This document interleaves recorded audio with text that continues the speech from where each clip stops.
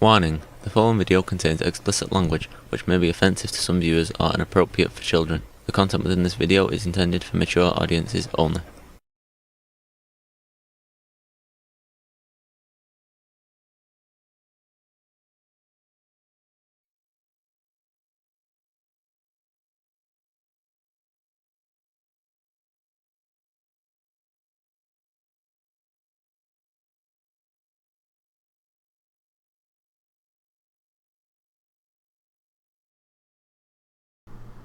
Alright, we are rejoining the Rabbit's World, and we are currently making our way through Season 2, Episode 8, The Mysterious Stranger.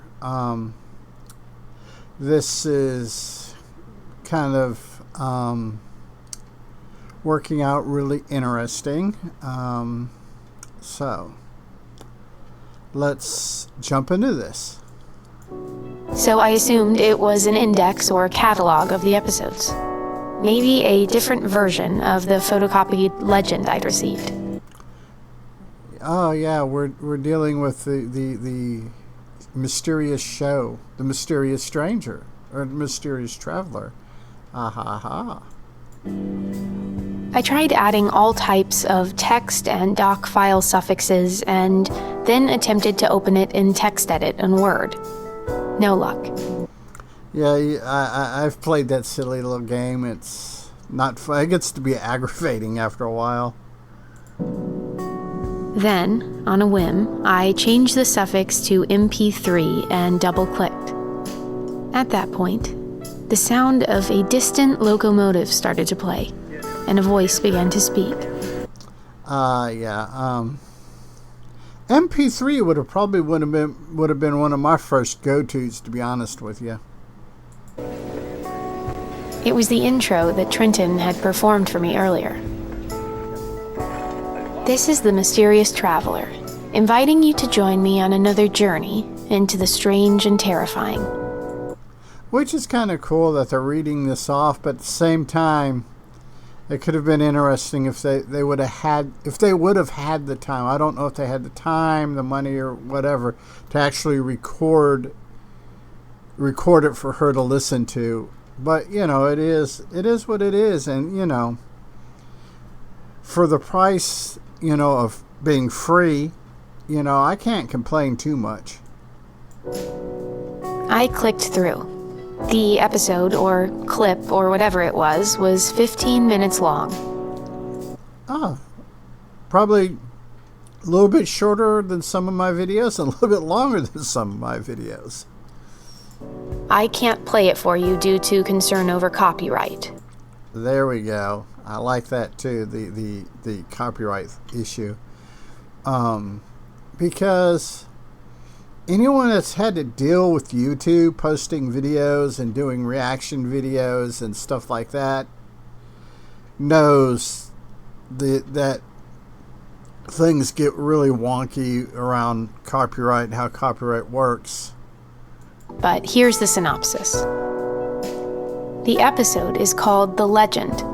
It's about a mysterious woman who is cursed to travel the land playing a game that she never loses. A card game where everyone she beats loses the most important thing in the world to them. That's kind of not good, in a very bad way. The woman is cursed to travel the world looking for a way out. Kind of sounds like a variant on Baba Yaga. Some way to stop playing the game, but nothing she finds can stop it. During her travels, she hears stories about a man who plays the game. A man who lives beneath a mountain shaped like a crown in some place called the Valley of the Queen. Interesting. That's kind of a cool name. The woman searches the entire world for this man and eventually tracks him down in a cave somewhere deep in the American desert. Why the American desert? I mean, Welcome to Night Vale takes place in a desert. There's a lot of things that always wind up in the desert, in the southwest deserts of the United States. It's just kind of interesting. This man in the cave is reportedly the most powerful player of the game in history. They call him the Worm. The Worm. I had a supervisor in TDC that had that nickname, but it wasn't for, any ability to play video games or games at all. It had other connotations. Just ask any of the females. It is said that if you beat the Worm, he will grant you one wish. The woman knows that when she wins, she will finally be able to wish her way free of the game. That's why I have 2 drumsticks. But being able to wish your way out of destiny is interesting. I wonder if it could actually be done. When she finally reaches the cave and speaks to the Worm, the terms of the game are set. If she beats this man called the Worm, the woman will be freed from having to travel the world playing her mysterious game. But if she loses, she'll be forced to give up the one thing she loves, the speechless child who follows her from place to place. That is interesting. That could have been information that they could have given us earlier in the description.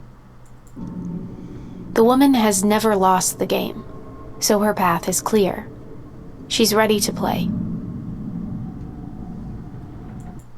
So, depending on how things go, it may be a lose-lose situation for her, depending on exactly what happens to her speechless child if she does win and she breaks free of the curse. And if she loses, we already know what's going to happen. So the cards are shuffled and the game begins. It's not long before the woman realizes that something is different. The cards are falling in a new way. A bad way. Bad way for her or bad way for him? Or maybe just a bad way in general. She's never experienced anything like this before. And for the first time, in as long as she's been playing, the woman understands that there's nothing she can do to stop it. And that's a lot of, just accepting life. For the first time in her life, she is going to lose the game. Which may be a relief. I mean, if you think about it, it may just... Yeah, you're going to lose that child, but at the same time, it's maybe just a relief to the lost. In the end, the man called the Worm wins, and the woman loses the child. Seeing the pain the woman is experiencing, the Worm releases her from playing the game. She is now free, but she's lost the one thing that gives her life meaning. So, the woman does the only thing she can do. She sets back out into the world and continues to play the game. Yeah, that's just kind of crazy. She forgoes sleep and the common comforts she used to take for granted and vows that she'll never stop playing until she finds a way to beat the man in the desert and reclaim the child. That's interesting. It is said that she wanders the world, still searching for a way to win back the child. That could be a great mythos. I wonder if there's any kind of basis for that, or if that's just a sole creation of the PRA and Minnow Beats Well, or if there's something in the Southwest desert of America that this is built upon. I know. It sounds familiar, doesn't it? A man in the desert, underground, playing a game. Yeah, it does. Sounds very similar to the stories we heard back in episode 205.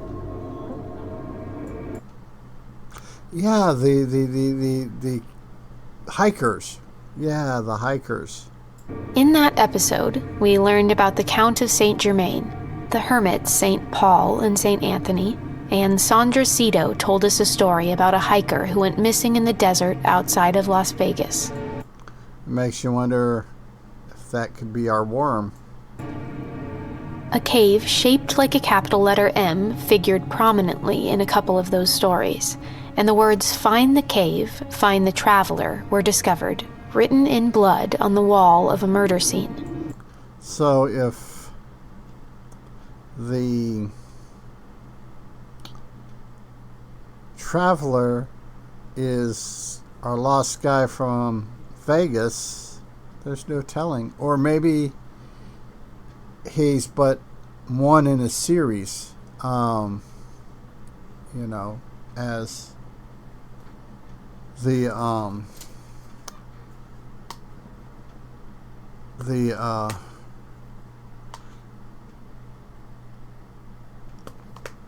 my alarm was going off. One in a series, kind of like James Bond or something like that. In addition to all of that, Sandra Cito pointed us to something else. Something in the comments section of the Missing Hikers YouTube channel. That comment read, "If you're looking for the traveler, you're looking in the wrong place." Yet another thing to think about. The commenter had included a link to a recording. In that audio file, allegedly recorded in the desert near Las Vegas, we heard two people who'd ventured underground in search of something valuable. And yeah, I forgot. Yeah, that was running real parallel, because I remember recording that it was running parallel with something real similar in the black tapes at the time, and it was, I had to make very, very meticulous thoughts to separate the two. A painting of some kind. At the end of the recording, a woman appears to encounter somebody she wasn't prepared for. That person asks her if she came there seeking an audience with the traveler. And yeah, that's kind of where it chops off.